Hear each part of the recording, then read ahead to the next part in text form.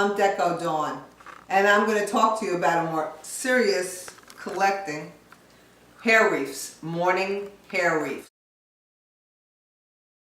And these are sentimental pictures of the deceased, and in the Victorian days they would take the hair and do something like this.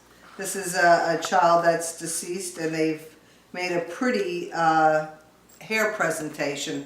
This is French. This has never been opened.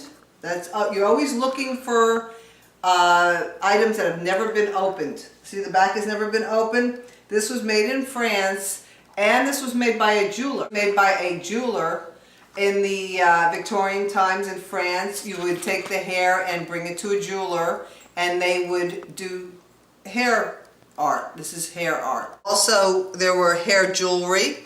This is a bracelet. I think it has the date and the person's initials on it. And then one of my favorite pieces, I love this piece. This should be a museum piece. On sepia tone. This, believe it or not, was probably for a man to wear in mourning for his wife. And you've got the beautiful picture of the sepia of the wife, and then when I turn it around, this piece is of a dog by the tombstone and the birds flying with the little ribbons. And in Victorian times they did all kinds of symbolisms that we've lost throughout the years. We don't remember exactly what the symbols mean. This probably maybe was her child and how long she had her child. Whatever, it's still a neat piece. There's all kinds of mourning items. As you can see, these are little coffins. They're so cute. This one was for needles and pins. It opens up. This one is more of a trickster box. And let's see if I can open it. Oh, here we go. It goes like this. It goes like this. Come on, open up. And what it was a snuff box. And on the back of it, which I saw later on, somebody had carved their initials. And my guesstimate on this thing, on this little coffin, was the person made coffins. And he probably carried this around and showed everybody his little item and did a little snuff. More mourning hair art. This one is a spectacular piece, probably made by a jeweler in France. It's of a villa. And as you can see, all these little pieces are hair on silk. And what I believe it to be was a lover made this for his loving wife that passed on. And you can see the villa. This is actually smoke coming out of a chimney, and the gazebo. It's just an absolutely gorgeous piece. And can you imagine the time this took to make? And this is a French piece. This also is another mourning hair. This is really art.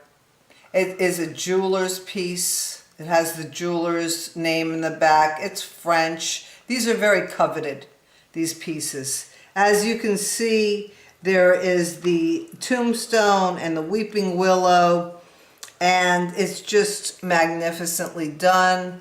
And on the back you can see that, I think this one was opened. It might have been, it might have not, but you can see the jeweler's name on it, as you can see.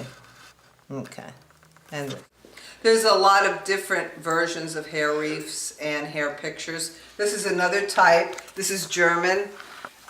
This is just a very pretty one. It could be a mourning one. Sometimes they did it for weddings. This one most likely is a mourning one. Also, we have other types of hair wreaths. This is a wool hair wreath that was set on a coffin. A lot of people don't realize what they are. They're hand done. These are really spectacular pieces. Okay. And there you go. This is a mourning hair wreath that was put on a coffin. This is made out of feathers. This is a feather wreath. And you usually see them pretty much broken apart. This one is a very pretty Mourning feather wreath. I hope you enjoyed my collection of mourning hair wreaths. There's so much collecting in this field. There's also mourning photographs and mourning clothes and mourning eye drop vials. So I hope you start collecting and check me out. I've collected so many things throughout the years. I love collecting. And if you ever have any questions, I'm Deco Dawn. Thank you. Bye-bye.